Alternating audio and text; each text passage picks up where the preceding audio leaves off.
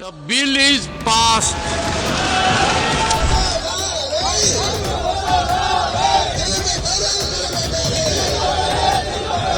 तो इस वक्त की बड़ी खबर आ रही है सुप्रीम कोर्ट से, जहां पर वक्फ कानून बनने के बाद जो याचिकाएं लगा गई थी उसे लेकर सुप्रीम कोर्ट ने अब सुनवाई की तारीख दे दी है।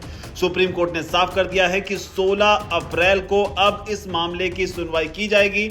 आपको बता देंगे इस मामले में बड़ी अपडेट ये भी है कि भारत सरकार की ओर से भी अब केवियट दाखिल कर दी गई है, जिसमें यह मांग की गई है कि कोई भी ऑर्डर जो है वो बिना उनके पर्सपेक्टिव को जाने बगैर जो है वो पास ना किया जाए। तो कुल मिलाकर 16 अप्रैल की तारीख को मुकर्रर कर दिया गया है। आपको बता दें 15 पिटीशंस जो हैं वो दाखिल की गई थी वक्फ कानून बनने के बाद। लगातार मुस्लिम समुदाय के ओर से इसे लेकर ऑब्जेक्शन उठाए जा रहे हैं।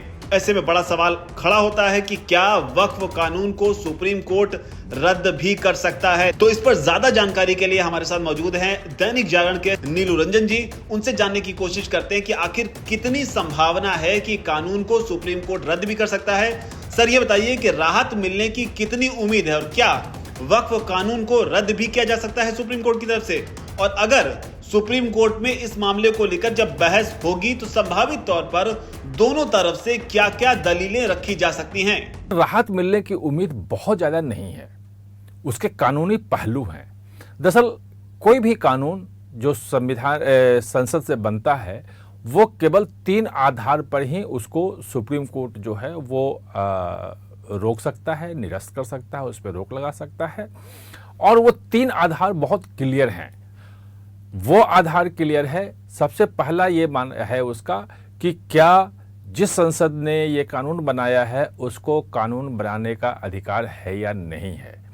यानी कि अपने अधिकार क्षेत्र से बाहर जाकर के संसद अगर कोई कानून बनाता है और तो वो कानून जो है वो नॉन अवॉइड हो जाएगा, वो कानून मान्य नहीं होगा, वो निरस्त हो जाएगा। सुप्रीम कोर्ट उसको ख़त्म कर सकता है। ये एक क्लियर कट है। और अगर मान लिया कि संसद किसी राज्य के विषय पे बना दे जहाँ पे उसका अधिकार नहीं है तो वो कानून मान्य नहीं होगा और सुप्रीम कोर्ट में वो स्वीकार होगा। सुप्रीम कोर्ट उसको निरस्त भी कर सकता है। अब ये देखना है कि ये जो कानून बना है ये संसद ने बनाया है, संशोधन कानून है, और इसके पहले 1954 में जो बना था, फिर बाद में 95 में संशोधन हुआ, 2013 में संशोधन हुआ और अब जाकर के 2025 में संशोधन हुआ है। यानी कि संसद को इस कानून में संशोधन करने का अधिकार है, ये पहले से प्रूफ है। तो इस आधार पे उसको आप चैलेंज नहीं कर सकते हैं और सुप्रीम कोर्ट इसको निरस्त नहीं कर सकता है, क्योंकि उसके अधिकार क्षेत्र में है और अपने अधिकार क्षेत्र में रहते हुए संसद ने कानून बनाया है। दूसरा जो उसमें आधार आता है कि कहीं जल्दीबाजी में ये कानून तो नहीं बनाया गया है। तो जल्दीबाजी की जहाँ तक आप बात करेंगे तो इसमें बिल्कुल क्लियर है कि ये मानसून सत्र में पिछले साल इस विधेयक जो है वो 2024 में पेश किया गया था संसद में। उसके बाद जेपीसी में भेजा गया। जेपीसी ने तमाम लोगों से कंसल्ट किया, 1 करोड़ से अधिक उसके पास जो है वो सुझाव आए। उन तमाम सुझावों को देखा, हर राज्य में जाके संपर्क किया, जितने भी वक्फ बोर्ड हैं उनसे सलाह मशवरा किया, जो जुरिस्ट हैं, जो विद्वान इस क्षेत्र के हैं उनसे सलाह मशवरा किया, जो बड़े वकील हैं उनसे भी सलाह मशवरा किया, और तब जाकर के जेपीसी की एक रिपोर्ट आई और उस रिपोर्ट के आधार पे फिर उसमें चेंज करते हुए संशोधनों में भी संशोधन करते हुए ये कानून आया। यानी कि जल्दीबाजी में ऐसा कुछ नहीं हुआ है। एक जो महत्वपूर्ण बात और आती है कि जिसके आधार पर इस कानून को जो है चैलेंज, जो एक वैलिड ग्राउंड बनता है, वो बनता है कि ये संविधान के जो अनुच्छेद हैं उसके खिलाफ है। और उसमें खास तौर पे अगर आपने संसद की बहस सुनी होगी तो पक्ष और विपक्ष के तरफ से ये संविधान के इन धाराओं का अनुच्छेदों का उल्लेख किया गया था। जो वकील कपिल सिब्बल यहाँ सुप्रीम कोर्ट में दे रहे हैं वही कपिल सिब्बल राज्यसभा में बोल चुके हैं। तो वो वही चीज़ें, तो तर्क हैं वो वहाँ आ चुके हैं और उसका जवाब भी आ चुका है। तो अगर उन चीज़ों को देखेंगे तो आपको समझ में आएगा कि सुप्रीम कोर्ट के अंदर बहस किन बिंदुओं पे होगी और क्या वो टिक पाएंगे, उसके खिलाफ जवाब क्या दिया जाएगा।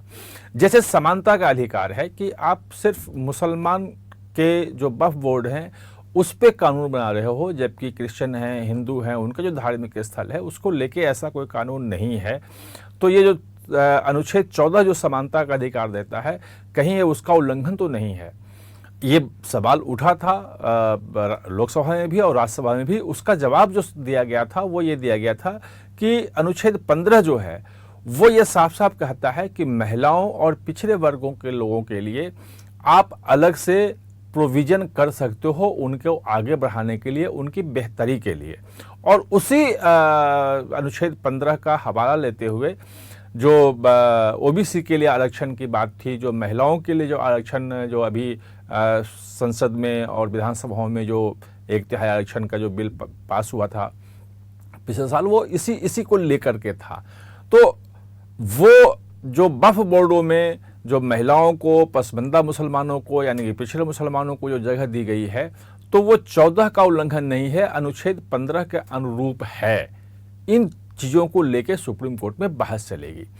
एक और जो महत्वपूर्ण जो बिंदु उठा था वो उठा था कि ये अनुच्छेद जो 25 है और अनुच्छेद 26 है, जो अल्पसंख्यकों को अपने धर्म को, अपने धार्मिक क्रियाकलापों को मनाने की आज़ादी देता है और उसमें सरकार हस्तक्षेप नहीं कर सकती है। ये बहुत बड़ा प्रिय है, क्योंकि वक्फ बोर्ड जो है वो अल्पसंख्यक जो मुस्लिम समुदाय है उनसे जुड़ा हुआ है और ये कहा गया, तर्क दिया जा रहा है कि ये उनके खिलाफ है। याचिकाओं में भी यही तर्क दिया गया है।